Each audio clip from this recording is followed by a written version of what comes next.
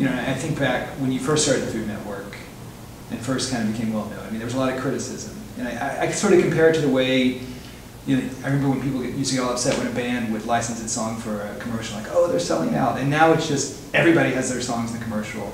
And people who might have complained about chefs being on TV, I suspect they all want to be on Top Chef now. I mean, it seems like you've kind of lived through this moment where people were uneasy about chefs on television, and now it's kind of become the norm. And I wonder, you know, when you were at that stage and kind of blazing the trail, did you worry a lot about the criticism, or was it coming from quarters that didn't concern you and other people were? I learned a long time ago that I don't really cook for critics. Yeah. You know, I cook for my customers. Yeah. And, you know, I'm very, very fortunate that Julia Child was a very dear friend of mine. Yeah.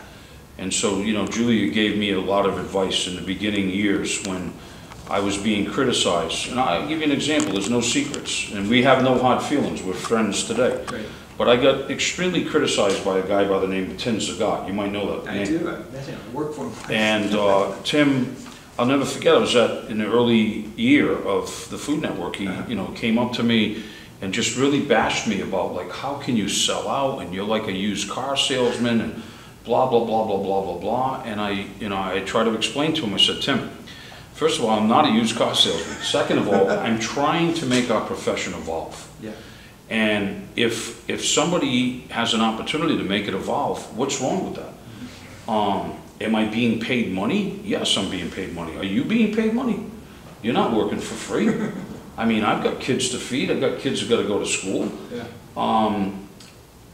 Several years later, he came back to me at a James Beard Foundation and apologized. Huh. Like, made it a point of going to the press even and apologizing that his opinion was wrong, and that there was an evolution going on in the industry with television. And no one really had moved the needle in that world except for Julia and Graham Kerr. And it was a long time before that happened. And people needed to be educated because it was a new thing. Food television was a new thing.